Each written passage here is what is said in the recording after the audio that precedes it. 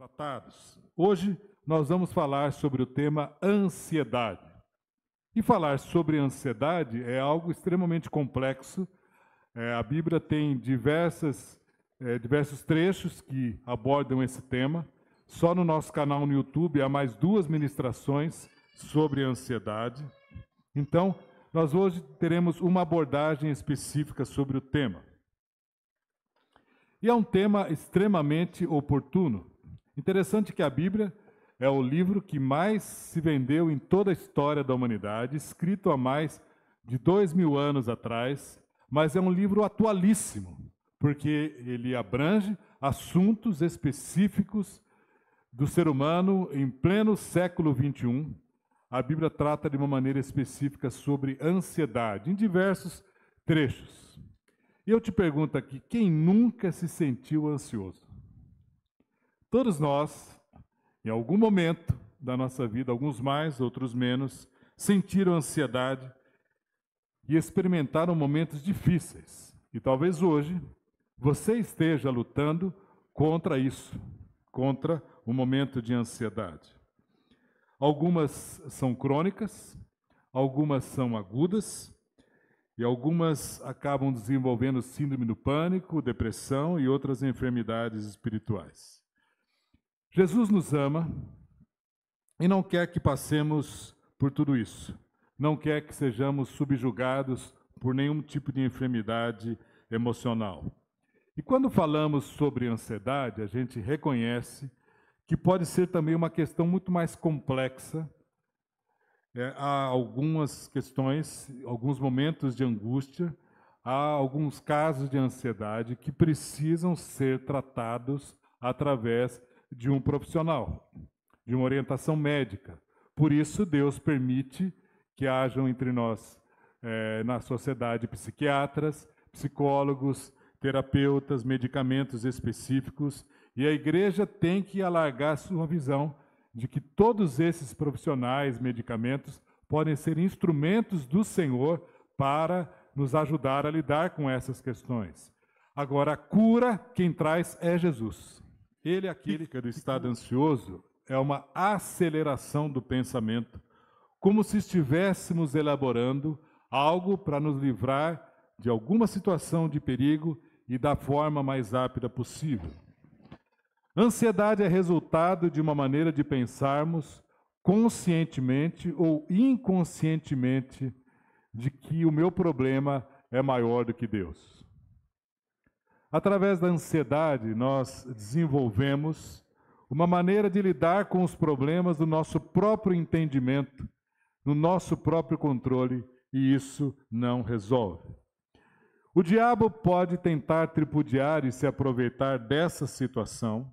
Eu não estou falando que o diabo é aquele que injeta ansiedade. Estou dizendo que ele pode tripudiar em cima da situação, lançando sobre nós mentiras, como se fosse assim uma picada de serpente, para nos confundir e para nos fragilizar ainda mais. Por exemplo, 3 ideias mentirosas que Satanás lança. Deus não te ama. É comum a pessoa pensar neste momento: se Deus me amasse, eu não estaria passando por esta situação. É uma influência do inimigo na nossa mente. Segunda, dependa somente de si mesmo. Deus está tão ocupado que Ele tem mais o que fazer, não vai se preocupar com você. Ele está ausente. Você está sozinho, não pode contar com ninguém, então resolva você o seu problema, e isso aumenta a ansiedade. O grande problema, irmãos, dessas mentiras é que essas circunstâncias acabam determinando a compreensão que nós temos do caráter de Deus. As circunstâncias não podem determinar a nossa compreensão do caráter de Deus. Então está tudo bem na minha vida, Deus é bom. Começa a ter um problema, Deus não me ama. Não é assim. Deus nos ama em todo tempo e nós somos finitos, não temos condições de analisar a vida de uma maneira plena, mas Deus sim. Nessa hora nós temos que confiar no caráter de Deus, que Deus me ama incondicionalmente. E uma terceira mentira é que a sua autoestima é baixa. Aí a gente começa a trabalhar com questões de baixa estima, da gente achar que tem questionamento de imagem, de competência, tudo isso. Isso vai trazendo, irmãos, uma questão extremamente complexa. O Vidinho falou muito bem aqui para a gente orar pelas famílias. A ansiedade traz crise familiar. Sabe por quê?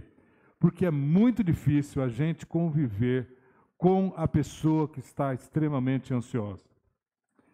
Ela vai ficando cada vez mais tensa. Ai, meu Deus do céu, isso acontece aquilo. Vamos viajar, tá bom, vamos. Mas aí, se o avião cair, e se acontecer tal coisa, e se acontecer isso e aquilo. E ela vai criando um ambiente de tensão, de insegurança, que vai deixando o clima extremamente tenso.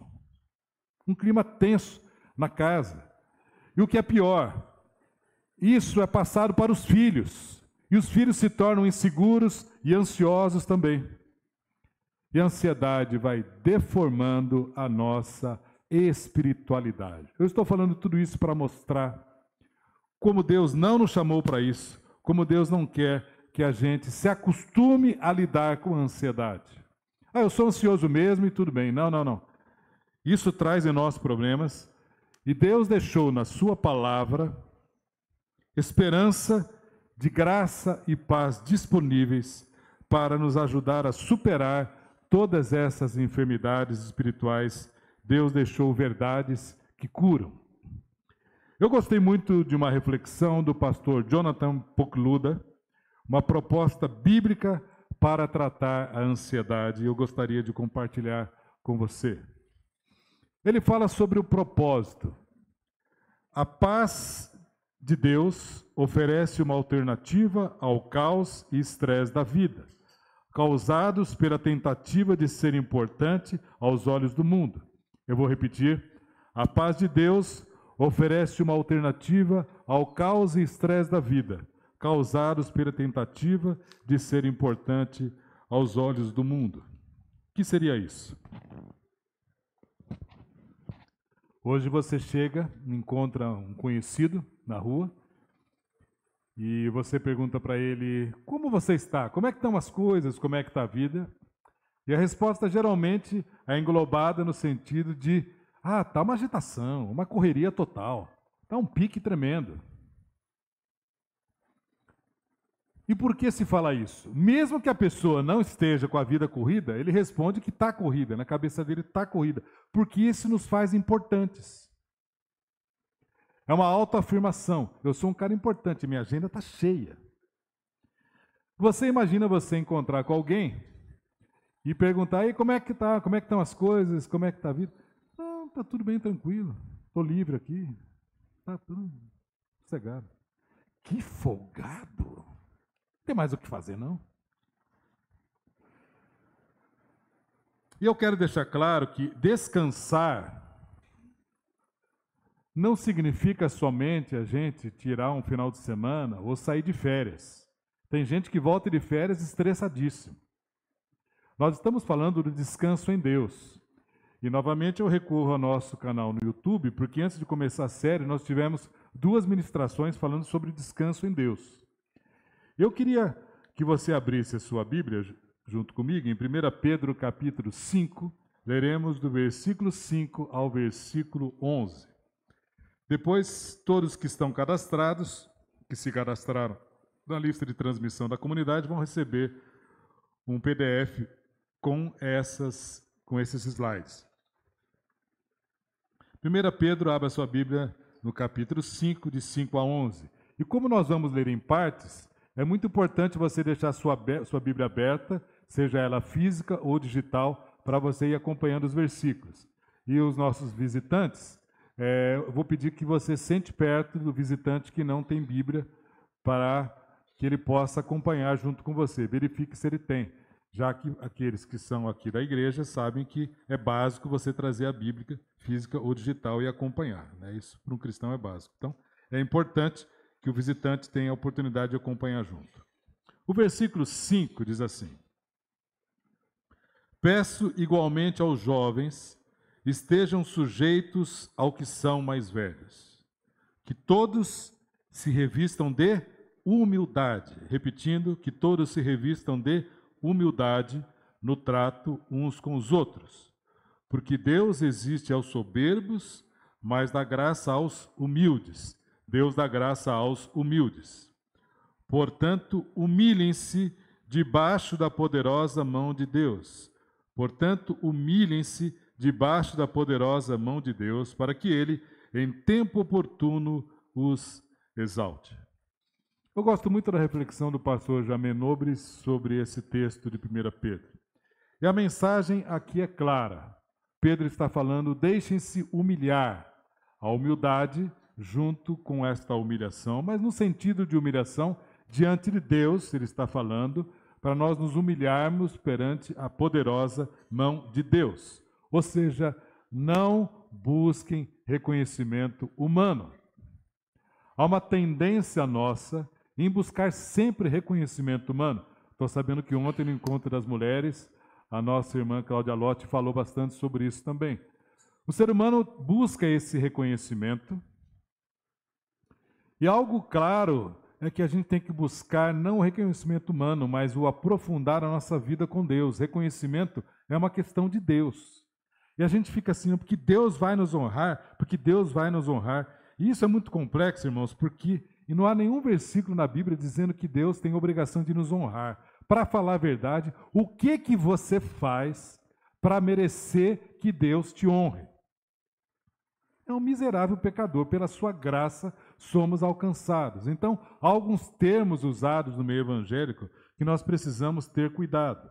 Na realidade, nós devemos nos humilhar perante a poderosa mão de Deus e não ficar buscando o reconhecimento humano ou buscar a sua própria glória, pois tudo isso pertence unicamente ao Senhor. Muitos buscam atenção para si mesmo, exaltar a si mesmo, chamar atenção para si mesmo, falando mal dos outros e chamando atenção para si mesmo. E é aí que entra a questão da ansiedade, porque a ansiedade nos torna egoístas e manipuladores. Consciente ou inconsciente, a ansiedade nos torna egoístas e manipuladores. Porque a tendência do ansioso é pensar somente em si mesmo, em solucionar o seu problema, e aí todo mundo, a família, os amigos, a igreja, o Palácio do Planalto, a ONU, todo mundo tem que estar preparado para entendê-lo. E o mundo gira e acaba orbitando em torno dele.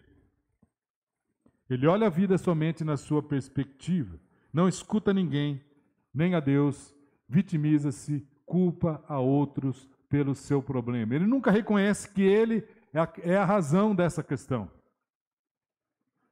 Ele acha sempre que é uma questão externa. E aí no versículo 7, veja comigo o que a gente está lendo. Lancem sobre ele todas as suas ansiedades, porque ele cuida de vocês. Eu vou repetir. Lancem sobre ele todas as suas ansiedades. E por que a gente tem que lançar sobre ele? Porque ele cuida de vocês. Eu quero te dizer que esse ele é o nosso Pai Todo-Poderoso.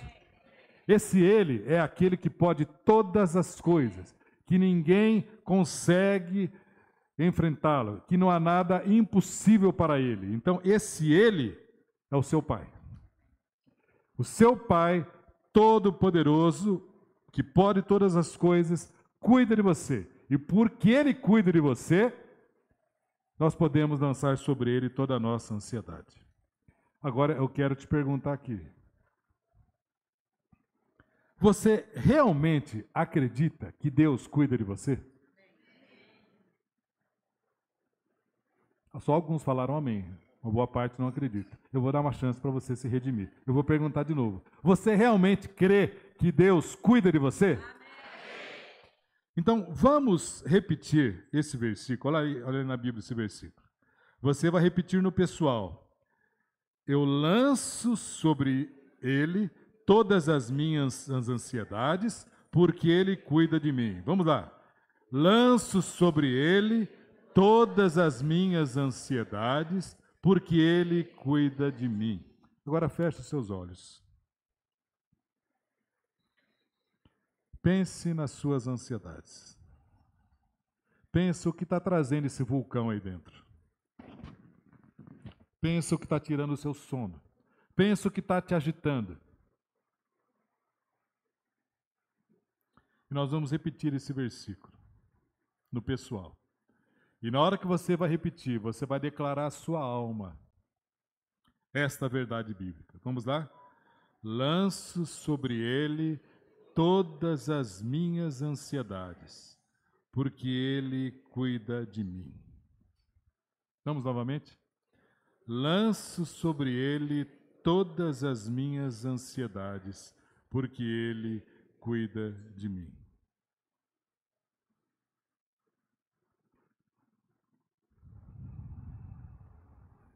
Pedro, em seguida, conecta imediatamente a humildade, a rejeição da ansiedade.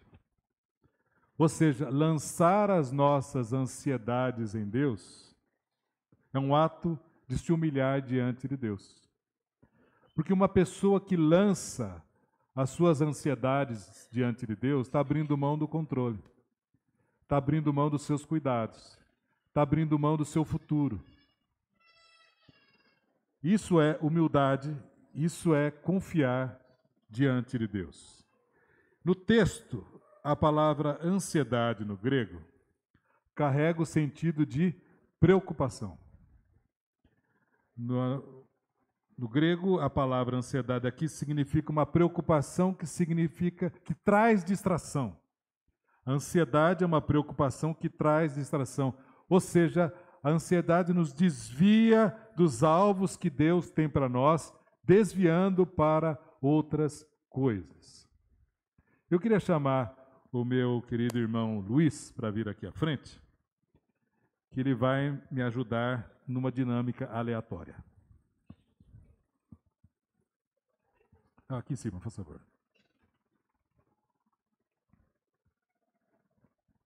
Esta é uma bola de brinquedo, de boliche, que eu brinco com o meu neto Felipe, e ele me autorizou a usar o brinquedo dele aqui, tá?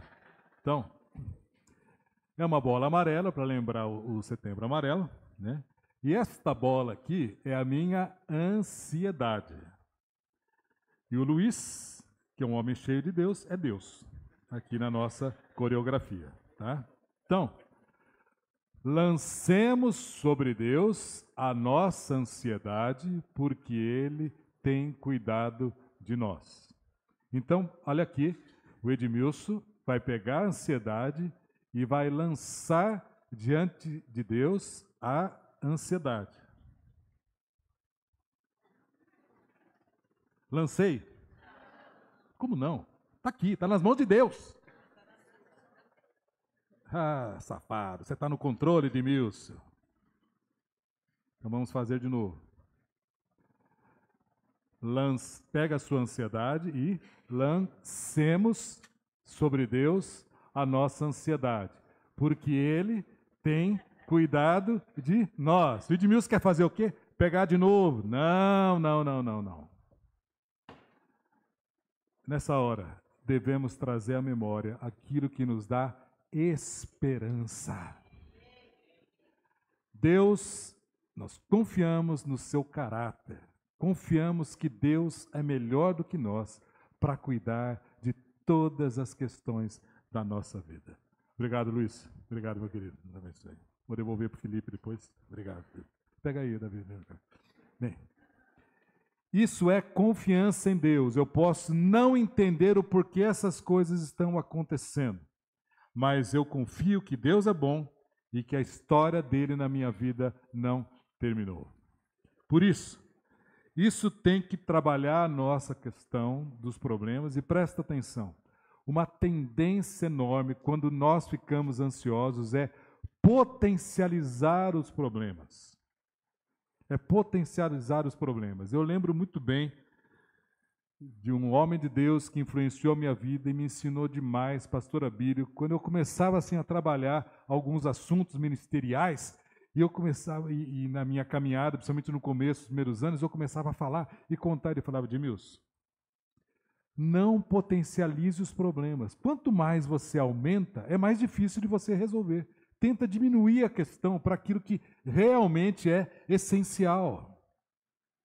Porque a nossa tendência, o assunto vai ficando um fim do mundo, vai ficando uma coisa grande, grande, grande.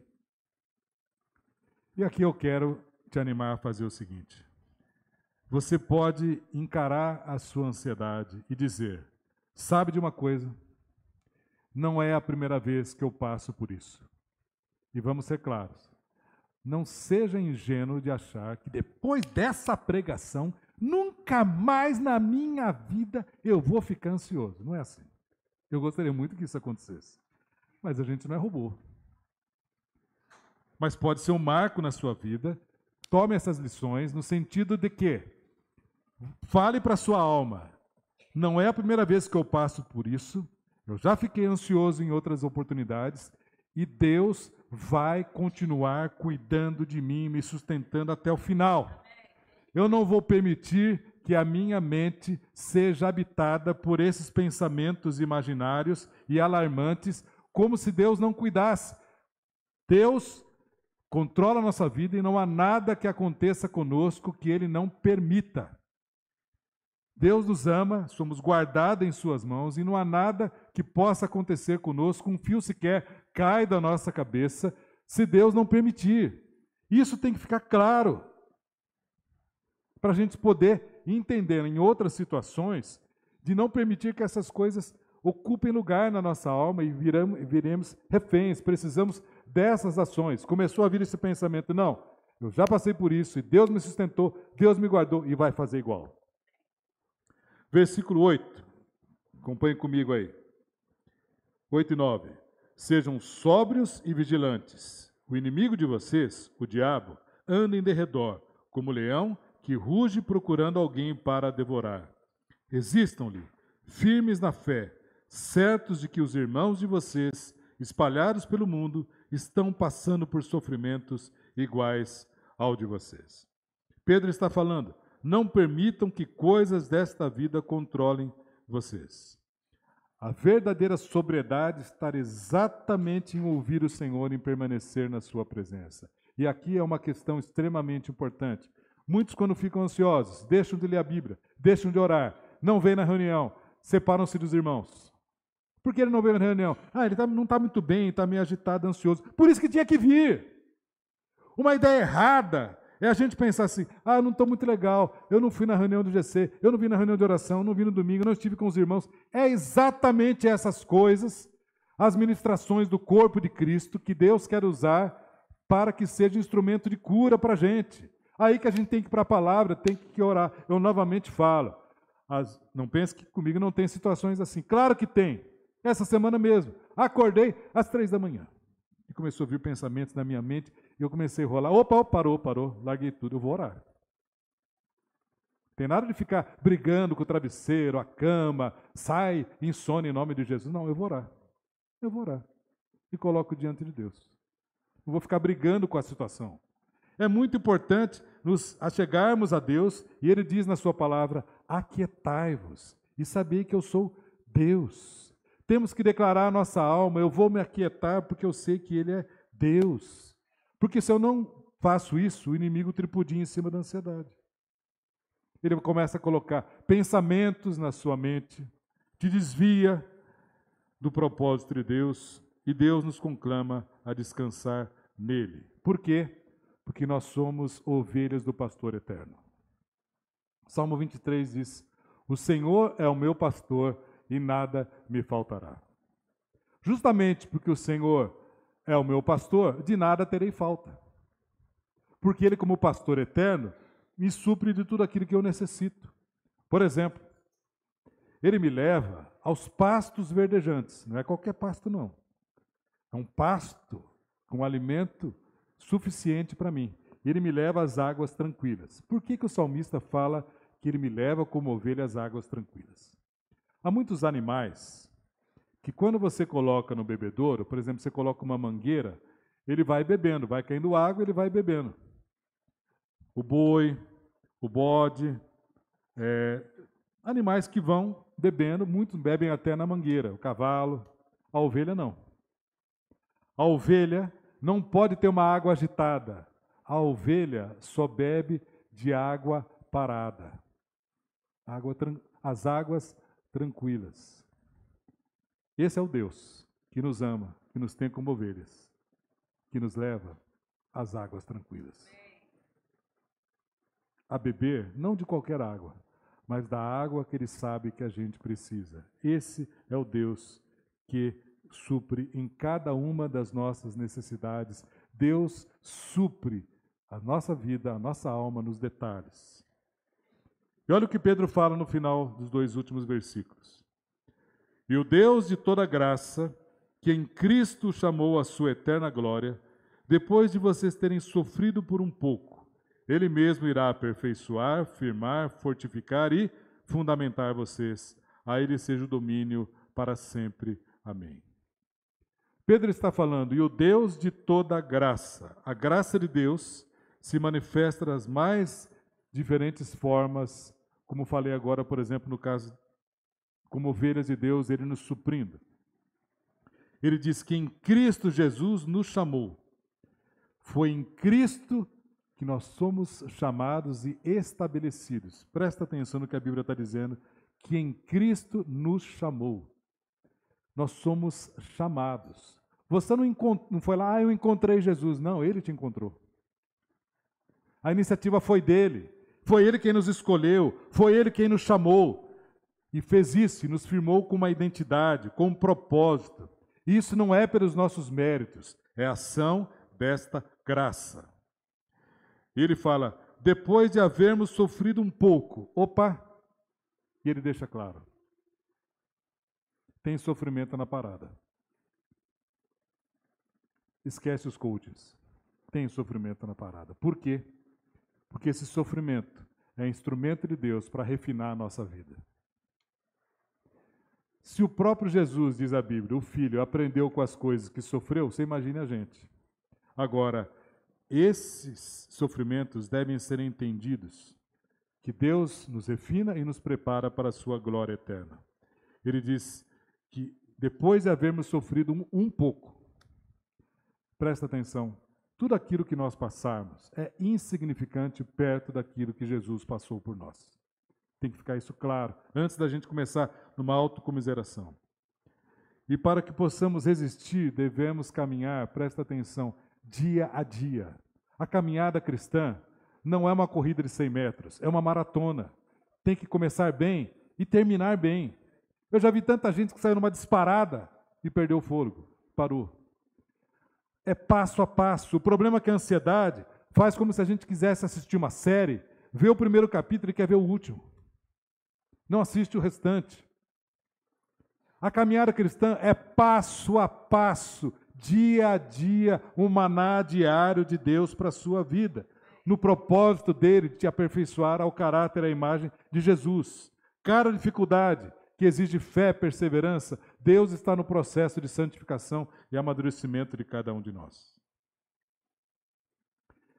E o pastor Jonathan Pokluda também fala sobre a mudança de mente. Mudança de mente. Saber que como os outros nos veem não é tão importante como quanto Deus nos vê. Saber que como os outros nos veem não é tão importante como quanto Deus nos vê. A necessidade de uma fé cristocêntrica. Uma fé em Cristo, cristocêntrica. Por quê? Olha o que eu vou te falar. Nossa, de querer ser o certinho, o bonzinho, para agradar as pessoas, para sermos aceitos pelas pessoas e até para merecer a salvação. E aí, eu fico aquele crentinho bonzinho.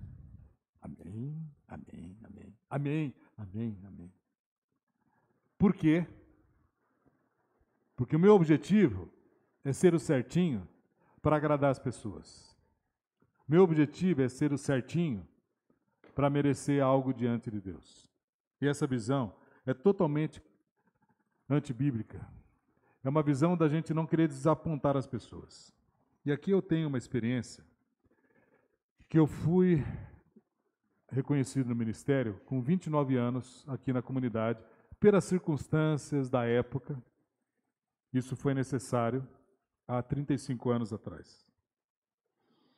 E é claro que nessa caminhada, Deus me sustentou, Deus deu graça, sabedoria, levantou homens de Deus para me pastorear, para me ajudar na caminhada, mas eu era extremamente novo, e aí você tem algumas dificuldades. Inclusive a fatura chega, como também já chegou para mim, né, 35 anos depois. Agora, dentro da minha imaturidade de lidar com as situações, o que aconteceu? O primeiro ano, eu tinha também um trabalho de representação secular e a gente tentou conjuminar as duas coisas. E aquele ano foi um ano que nós vivemos algo da nossa história, assim, uma colheita de Deus. A comunidade tinha 120 pessoas. Naquele ano nós tivemos 90 batismos. Ou seja, a igreja cresceu para 210, de uma hora para outra.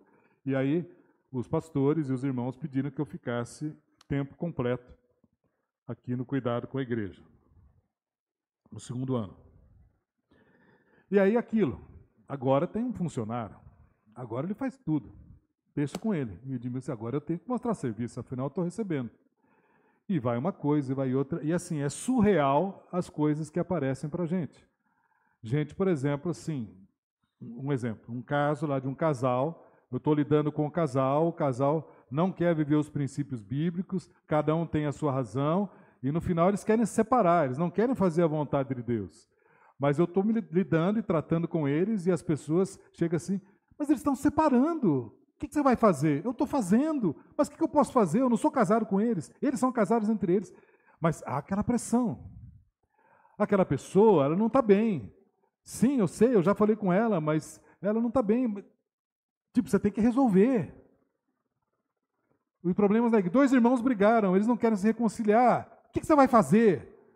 Teve até um irmão que chegou para mim e falou assim, meu filho não arranja emprego. Por favor, pastor, arranja um emprego para o meu filho. E você vai ficando naquela expectativa. O meu primeiro ano que eu fiquei tempo completo, a Angélica lembra, eu estava exausto emocionalmente. Acabado emocionalmente. Por quê? Porque eu entendia que tinha que ter o controle. Não sabia falar não. E achava que tinha que estar 24 horas à disposição das pessoas, e as pessoas achavam mesmo que eu estava 24 horas à disposição. E qual é o grande problema? Expectativas equivocadas. Eu criei expectativas equivocadas, a igreja criou expectativas equivocadas, e um dia em crise, falando, Deus, eu não estou aguentando mais, eu quero parar tudo, entregar tudo para o Senhor. Deus falou, finalmente você entendeu que você não é Deus.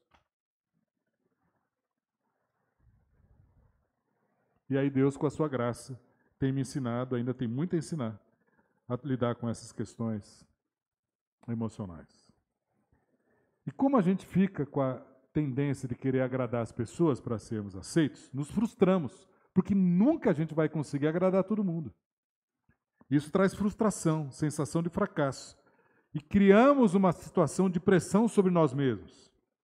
Fazemos mais e mais, e se as coisas estão dando certo, opa, que legal, vou continuar fazendo. E mais, e mais, e mais. Só que a gente não está bem, a gente não está em paz, a gente está ansioso, mas eu tenho que manter as aparências. E cada vez mais, mais, mais, e mais, e mais. E é claro que eu tenho que viver na vontade de Deus, mas eu não tenho que fazer isso por aparência às pessoas. E muito menos para ser aceito por Deus. Eu sou aceito por causa da graça. Resultado da sua graça em nós. E a necessidade que a gente tem de parar de querer viver simplesmente para agradar as pessoas ou para impressioná-los. Porque quando vivemos dessa maneira, nos tornamos egocêntricos, achando que o mundo gira ao nosso redor e achamos que nós somos o centro. E, meus irmãos, isso é um pecado. Porque quem é o centro é Jesus.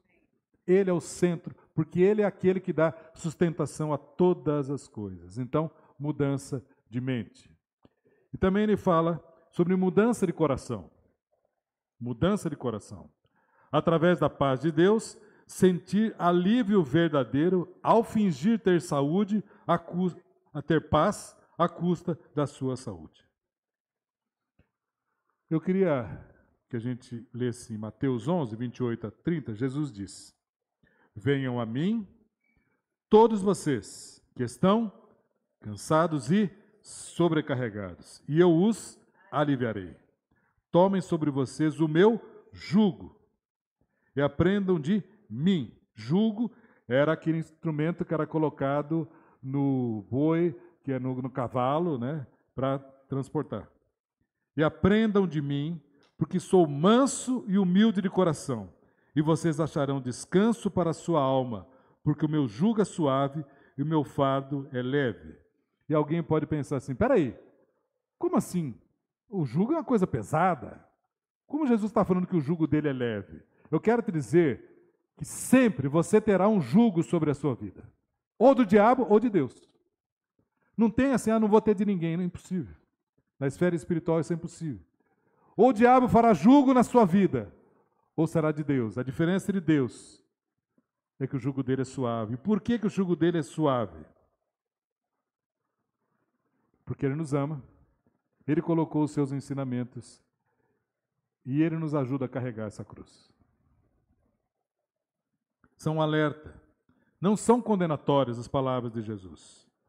Ele está dizendo que ele nos dá força para vivermos. O fardo é suave porque ele não te deixa sozinho, porque ele está com você na hora de você carregar o que você tem que carregar. Jesus nos convida a descansarmos nele, porque ele nos criou e sabe como nós somos. Por isso, um dos grandes perigos, como eu tenho falado, é a gente fingir que está tudo bem. E alguns fingem que não estão ansiosos ou se acostumam a viver com situações de ansiedade. Por quê? Porque não quer abrir mão do controle. Isso nos faz perder o foco de Jesus. O foco do senhorio de Jesus é a gente abrir mão de todo o controle. Por isso, eu quero te incentivar esta semana, ou durante toda esta série, a você buscar Deus em oração, a conversar com as pessoas da sua família sobre essa questão.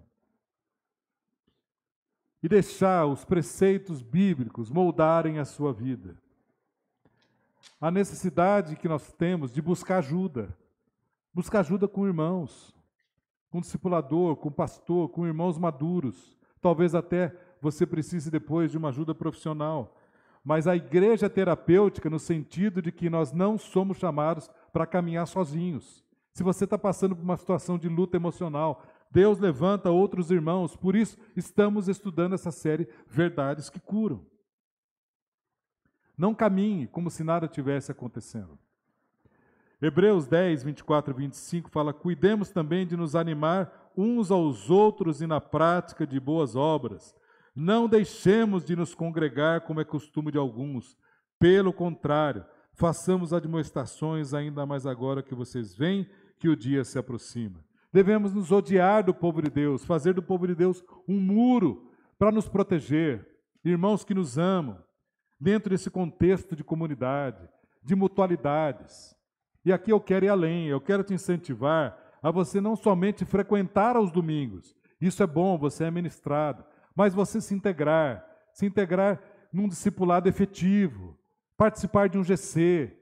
Isso é fundamental na integração, porque nem sempre aqui aos domingos nós temos oportunidade para orarmos uns com os outros. Num grupo menor, você pode abrir o seu coração, falar das suas lutas, onde você pode ser ministrado com graça diante de Deus e dos irmãos. E em Filipenses 4, 6, 8, Paulo diz assim: não andem ansiosos por coisa alguma, mas em tudo pela oração e súplicas e com ações de graças apresentem seus pedidos a Deus. Vamos repetir esse versículo juntos? Não andem ansiosos por coisa alguma, mas em tudo pela oração e súplicas com ações de graça apresentem seus pedidos a Deus. Diferente do estar no controle, Paulo apresenta aqui 3 maneiras de levarmos os problemas a Deus. Primeiro, ele fala sobre oração. A ansiedade é um convite à oração. A ansiedade é um convite à tentação. A tentação é o controle. A solução é a oração.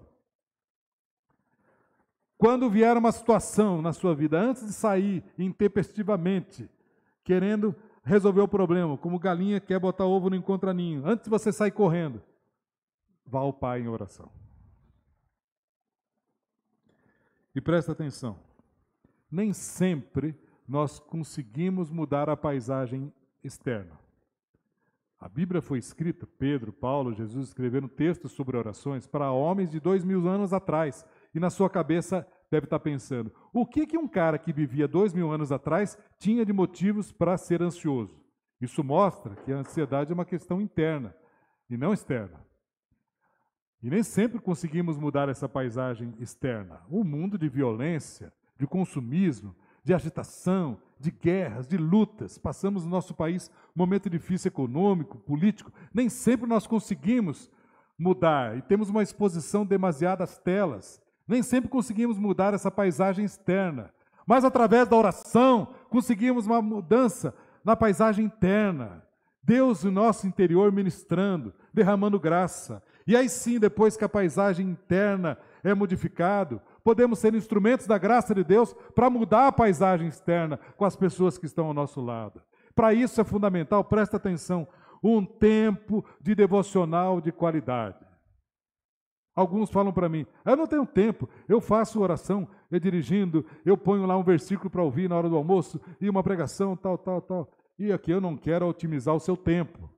Eu só digo para você o seguinte, uma coisa é a gente fazer uma hora devocional no pique do mundo, nessa agitação, eu oro, leio a palavra rapidinho, rápido, porque tem muita coisa acontecendo. Outra coisa é quando eu faço como Jesus. Eu paro tudo e vou ao monte orar. Quando eu paro tudo, eu tenho uma devocional de qualidade, em que eu leio a Bíblia, permito que a Bíblia me leia.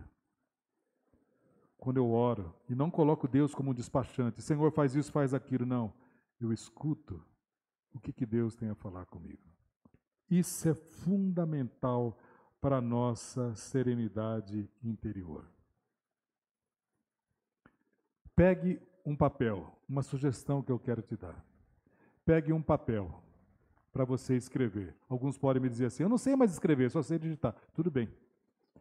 Você pega um papel e no meio desse papel você coloca quais são as suas ansiedades, no meio do papel. Depois, na parte de cima, você escreve, Deus, eu entrego a Ti. E aí você vai orar repetidamente, todos os dias, Senhor, eu entrego a Ti. E vai falando essas ansiedades. Senhor, eu entrego a Ti. E isso se transforma em graça de Deus, mudando o seu coração e a sua mente. Mente e coração guardados em Cristo Jesus. Transforme a sua ansiedade em oração. Repita no pessoal. Eu transformo a minha ansiedade em oração. Novamente, eu transformo a minha ansiedade em oração. Também fala em súplicas. Podemos argumentar, peraí, Edmilson, olha a vida que a gente vive em Guarulhos City, olha como é que essa agitação, esse monte de coisa, o horário, o trânsito, e tem isso, e tem aquilo, tal. E a gente pode achar que as nossas preocupações são legítimas. Mas a Bíblia fala, não andeis ansiosos por coisa alguma. Ou seja, não há nenhuma preocupação legítima que justifique a nossa ansiedade permitida por Deus. Ou seja, se Deus está mandando, não andeis ansiosos, e a gente fica, significa que estamos pecando. Então, não é para a gente se vitimizar. Como é que se trata pecado? Com confissão. Arrependimento. Simples assim. E a ansiedade é mais um pecado para ser tratado com confissão e com arrependimento. Abrindo o coração com súplica. E Deus gosta que sejamos sinceros. Abre o coração. Você quer gritar, você grita, você fala, vai para um lugar. Eu particularmente, cada um tem um estilo, né? Eu tenho muita dificuldade em orar parado.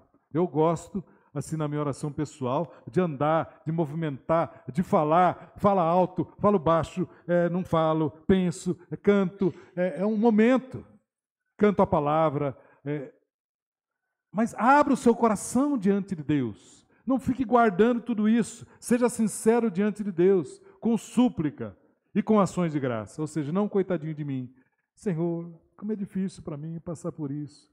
Tem gente que merece, só tem uns irmãos da igreja que merecem mesmo passar por isso. Mas eu, Senhor, eu sou um cara tão legal. Eu busco, participo de ministério tal, ajudo nisso, sou dizimista. Por que eu tenho que passar por isso? Não, é com ações de graça, com reconhecimento de gratidão, com fé e confiança antecipada de que Deus fará. Antes de ir para a ansiedade, vá em oração diante do Pai. E quando essa mistura de oração com ação de graças, é importante para a gente novamente trazer à memória aquilo que nos dá esperança. A gente tem uma amnésia dos livramentos passados. E quando vem a ação de graças, a gente começa a agradecer e começa a lembrar tudo aquilo que Deus fez e está fazendo. O pastor John Piper diz assim que descobrimos que temos um problema, Deus já está trabalhando nisso e a solução está a caminho, no tempo dele, da maneira dele. E qual é o resultado de tudo isso? Resultado, versículo 7. E a paz de Deus, que excede todo o entendimento, guardará os seus corações e as suas mentes em Cristo Jesus. Qual é a paz? De Deus. Qual a diferença entre a paz de Deus e a paz do mundo? A paz do mundo é assim.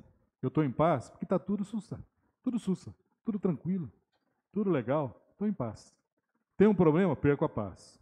A paz de Deus não, é a paz que independe de circunstâncias. Sabe por quê? Porque a paz não é um estado do espírito. A paz não é a gente estar zen. Então eu crio uma yoga gospel.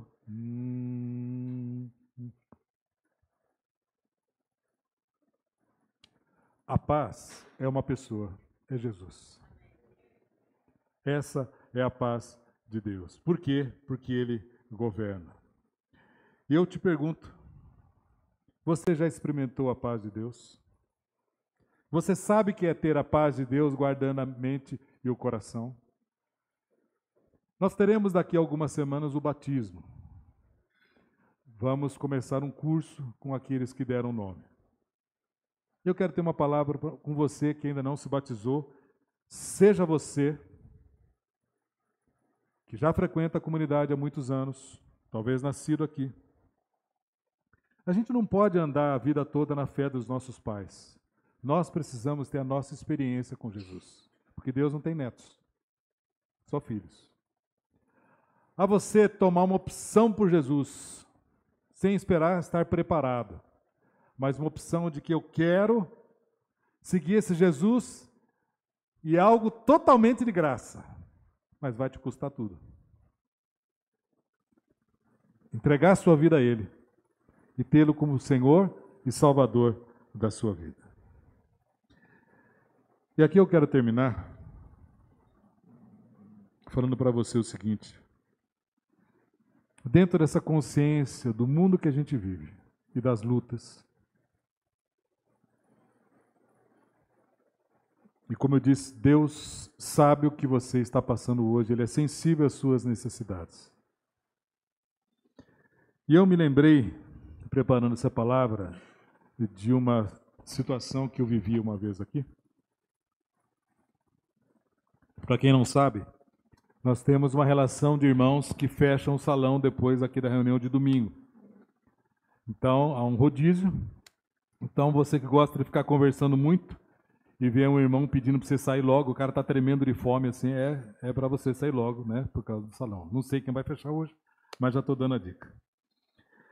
E eu era o responsável de fechar, estava vendo aqui, desligando, ar-condicionado, tudo bem, então, de repente, eu levei até um susto, desceu um menino correndo assim, uma das nossas crianças, desceu correndo assim, assustadíssimo, e falando assim, tio, meus pais foram embora e me deixaram aqui. Eu falei assim, não, fica tranquilo, eles não foram embora. Tio, eu estou sozinho, eles me foram embora, eu estou aqui sozinho. Eu fiquei brincando, quando eu vi não tem mais ninguém aqui. Eu falei, calma, eu vi que ele estava extremamente agoniado. Eu cheguei para ele e falei assim, vem cá. Dei um abraço nele e falei assim, primeiro, eu tenho certeza que seus pais não foram embora. Segundo, eu vou ficar com você aqui o tempo todo, você não está sozinho, eu vou ficar com você até a gente encontrar seus pais, tá bom? Tá bom. Saímos aqui, é claro que os pais estavam aqui fora, conversando, é óbvio. Ele que entrou no desespero e aí bateu aquele pânico. E foi muito interessante, porque os pais estavam conversando, nem se deram conta que ele chegou assim, ele abraçou os pais, todo emocionado, deu um sorriso para mim. Porque aquilo potencializou na cabeça dele. Natural, uma criança.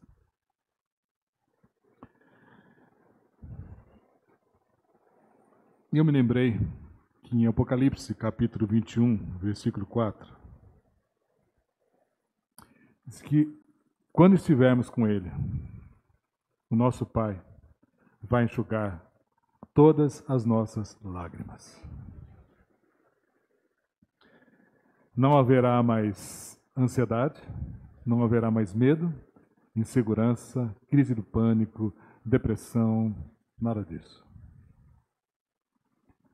Porque um dia vamos voltar ao nosso lar, à casa do Pai. Ele vai enxugar cada uma das nossas lágrimas. Não haverá mais dor, sofrimento, estaremos para sempre com o nosso Pai eterno. Enquanto isso não chega, presta atenção no que eu vou te dizer. O Pai providenciou o Espírito Santo que habita dentro de nós. Não nos abandonará, não nos deixará sozinho, nos abraça e diz: eu vou ficar com você o tempo todo, até chegarmos ao nosso lar eterno. Temos que nos apropriar dessas verdades, porque elas são verdades que curam. Vamos orar.